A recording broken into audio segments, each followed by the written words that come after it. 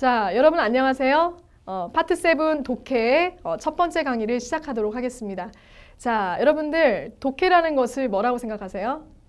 독해라는 것을 상당히 어렵게 생각하고 그 다음에 시간이 오래 걸리고 그래서 부족하면 찍게 되고 이러한 어려운 파트로 많이들 인식하고 계시는데요. 자, 여러분들 이제 저와의 수업에서 그런 고민은 이제 그만하셔도 될 것 같습니다. 자, 독해라는 것이 무엇인지 제가 정말 출제자의 입장에서 정확한 분석력을 통해 여러분한테 정말 진정한 독해를 하면서 실제 점수까지 보장할 수 있는 기법에 대해서 일목요연하게 오늘부터 총 7강에 걸쳐서 제가 정리를 해드릴 것이기 때문에요. 저와 함께 하시면서 독해에 대한 어떤 기본 원리, 그 다음에 풀이의 방법, 정확한 방법에 대해서 배울 수 있는 시간이 되셨으면 좋겠습니다. 자, 일단 독해가 무엇인지 그 부분부터 저랑 함께 차분히 알아보시고 오늘 유니트에 나와 있는 편지와 이메일에 대한 내용 정리도 함께 같이 진행해 보도록 해보겠습니다. 자, 시작해 볼까요? 자, 여러분들 독해라는 것은 일단 좀 부담이 되는 파트인 건 확실합니다. 왜냐하면 문장이 한 문장만 주어지는 게 아니라 그렇죠? 부담스러울 정도의 길이의 독해 지문도 많이 봤을 텐데요. 일단은 독해를 하려면 지문이 지워지는데 지문의 외형은 이렇게 생겼습니다. 그래서 다수개의 문장의 복합체인데요. 여러분들이 독해를 더 어렵게 하시는 이유는요. 여기에 있는 문장들을 전부 다 다른 문장처럼 인식하시기 때문에 지문이 길어질수록 굉장히 많이들 힘들어하시는 경향이 있거든요. 그렇다면 결국 우리 학생들이 그렇게 읽어주는 독해의 방법이 맞냐? 라는 것부터 다시 한번 짚고 넘어가야 될 것 같습니다. 자, 결론부터 말씀드리자면 절대 아닙니다. 여기에 있는 문장들을 다 기억하고 하나하나 또박또박 다 우리말로 바꾸실 필요가 없어요. 왜냐하면 여러분들이 출제자가 돼서 이 지문을 쓴다고 생각하시면 그게 얼마나 잘못된 방법인지를 금세 아실 수 있게 되세요. 그래서 자, 여러분들이 독해 지문을 실제 읽는다고 생각하지 않고 출제자 입장에서 쓴다고 생각하시면서 한번 접근을 해보시도록 해보겠습니다. 자, 여러분들이 어떤 일정의 문장들을 모아서 지문을 작성할 거예요. 즉 글을 작성할 건데 이 글을 작성해서 수험생들에게 보게 시킨다면 당연히 그 수험생들이 자 모든 답을 하나로 똑바로 찍을 수 있게끔 이 문장들의 복합체는 하나의 일정한 줄거리를 생성하고 있어야 되겠죠? 그 줄거리는 누가 읽더라도 동일한 줄거리로 읽혀야 되는 정확한 해석이 필요한 잘 구현된 줄거리가 필요할 겁니다. 여기까지 되셨습니까? 자, 그러면 그런 줄거리를 생성하려면 여러분들 바로 지문을 펜 대고 막 쓸 수 있을까요? 수필 쓰는 것처럼 일기 쓰는 것처럼 바로 문장들을 막 쓰실 수 있겠어요? 그걸 보고 수험생들이 똑같은 답을 찾을 수 있을까요? 그럴 수 없겠죠? 자, 하나의 객관적인 줄거리가 구현되려면 바로 지문이 생성되는 게 아니라 일정의 개요 작업이라는 걸 거치게 됩니다. 우리가 그걸 역으로 이용했을 때 지문의 길이와 관계없이 하나의 줄거리를 잘 읽어낼 수가 있게 되는 거거든요. 그래서 개요 작업이라고 한다면 눈에는 보이진 않지만 일관된 줄거리가 생성되게 하기 위해서 일반적으로 처음, 중간, 끝의 글의 구조를 가지고서 시험의 지문이 생성이 되고 있습니다. 그래서 첫 부분에는 내가 이 줄거리의 핵심에다가 무엇을 얘기할 것이냐 라고 해서 전반적인 내용을 언급하게 되고요. 그 다음에 전반 내용을 초반에 언급한다고 해도 이 글을 읽는 사람들한테 내가 느끼는 것처럼 똑같이 느낄 수 있도록 설득력 있게끔 글을 전개시켜야 되겠죠. 그래서 전반 내용을 서포팅할 수 있는, 즉 지원할 수 있는 자, 세부 내용이 중간에 구조에 나오게 됩니다. 그 다음에 마지막 마무리는 토익은 실용 지문이라고 해서 실용, 실생활에 활용하세요 라는 뜻으로서 마지막에 명령문 중심으로 추후 당부 내용으로 마무리를 짓는 것이 토익 지문들의 특징입니다. 그래서 이렇게 여러 문장을 보게 되는 7, 그 다음에 else에 여러분들 3하고 4 배우실 거죠? 자, 그 부분도 다 줄거리 시험인데 읽기든 듣기든 전부 다 수험생들이 동일하게 찍을 수 있는 객관적 줄거리의 생성을 위해서 처음, 중간, 끝의 개요를 똑같이 가지고 출제자가 쓰게 됩니다. 이 부분을 잘 이용해 주신다면 지문의 길이와 관계없이 일정한 답을 잘 찾을 수가 있을 거예요. 그래서 제 수업의 핵심은 어디냐? 여러분들 지문의 길이와 관계없이 지문이 길어서 문장이 많다 하더라도 여기서 얘기하고자 하는 건 자, 초반에 언급된 전반 내용의 그 하나의 흐름이겠죠. 요걸 잘 잡아주는 게 우리의 관건이거든요. 그래서 그걸 잡아주는 그 목표의 핵심은 어디에서 확인할 수 있느냐? 제 수업의 가장 핵심은 바로 여기입니다. 자, 별표를 한 100개 해도 괜찮을 것 같아요. 굉장히 중요한 부분인데 전반 내용을 확실히 캐치를 해서 들어가면 우리는 뭐 할 수 있느냐? 중간 이후부터 어떤 내용이 나올지 흐름이 뻔해지기 때문에 이 시점에서 우리는 이러한 전략을 구사할 수 있게 됩니다. 제가 뭐라고 적었죠? 네, guessing. guessing이라는 것은 앞으로의 방향을 한번 추론해보는, 유추해보는 어떤 대략적인 전략이 될 수가 있겠는데요.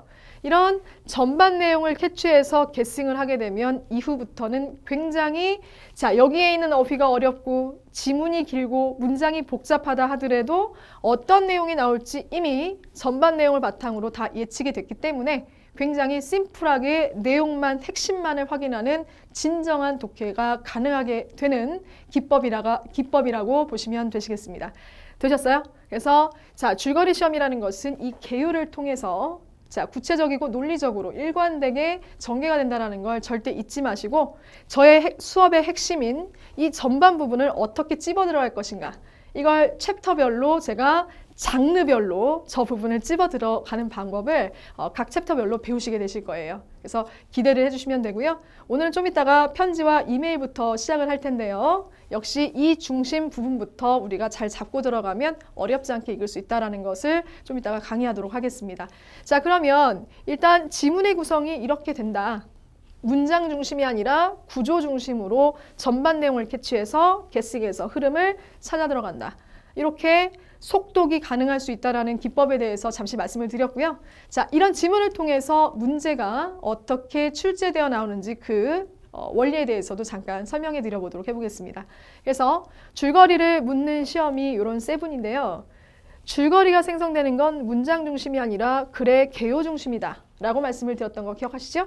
그래서 문제를 낼 때도 문장에 집중하지 않고 개요에 집중해서 나옵니다. 그래서 첫 번째 문제의 형태들은 어떻게 나오느냐? 일단 이 부분에 집중하면 이 부분에 집중된 문제를 앞으로 제가 뭐라고 부를 거냐면 General Question이라고 부를게요. 전반 줄거리를 묻는 문제. 그 다음 중간 Supporting Detail과 추후 당부를 묶어서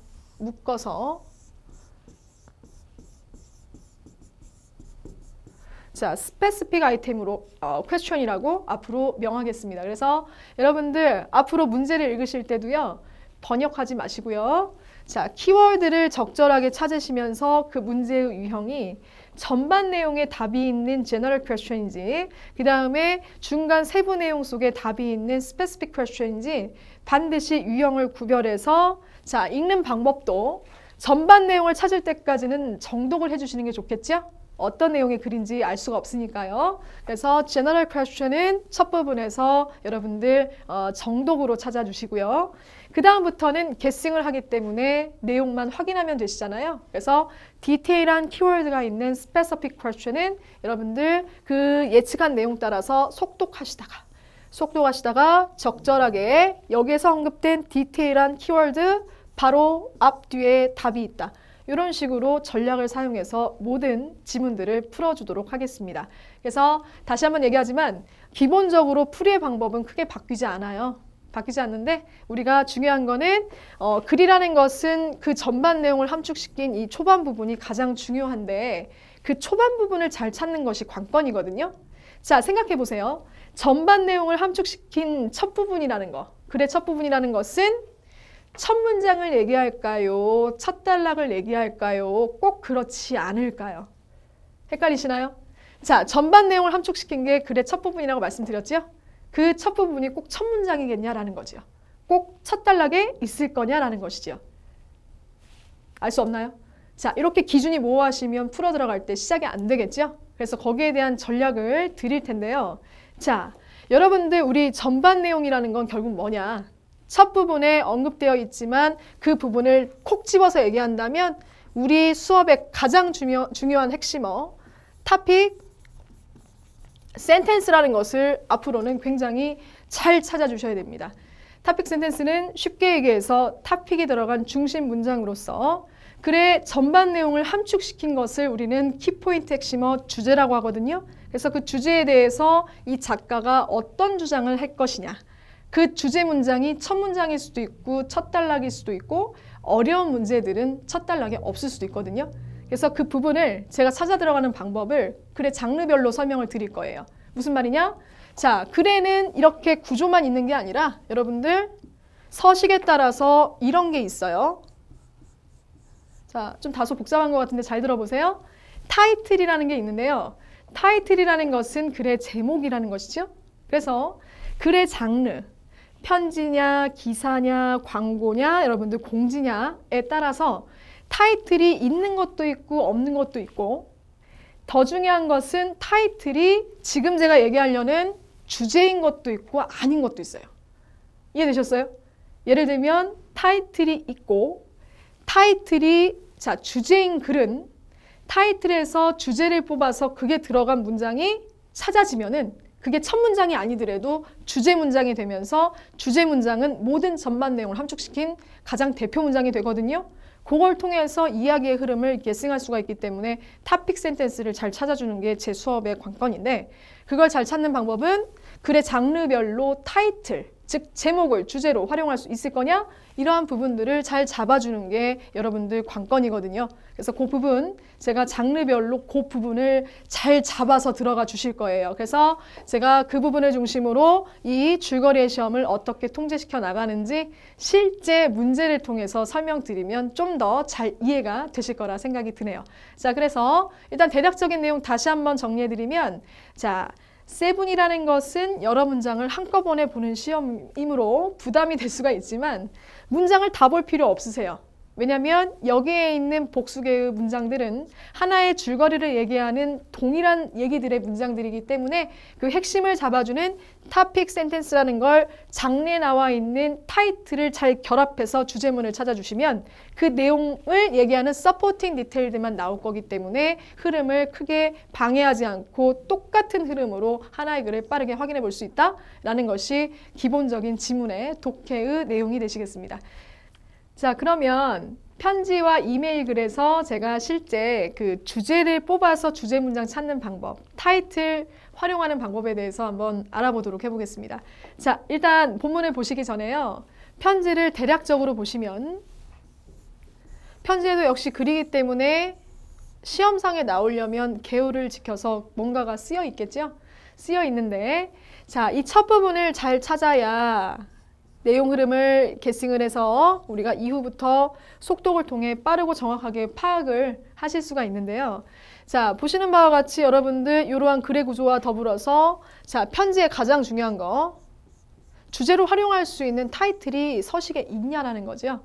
자, 근데 결론부터 말씀드리자면 편지는 타이틀이 없습니다. 자, 그럼 주제도 없을까요? 그러진 않겠죠? 자, 그래서 타이틀이 없는 대신에 우리가 사용할 수 있는 그 편지만의 특별한 서식에 대해서 제가 짚어드릴게요. 자, 가볼까요?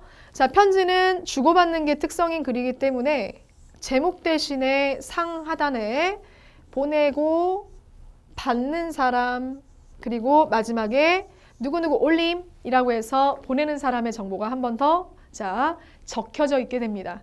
그럼 이것을 타이틀 대신에 활용할 수 있겠냐고요? 당연히 활용할 수 있어요.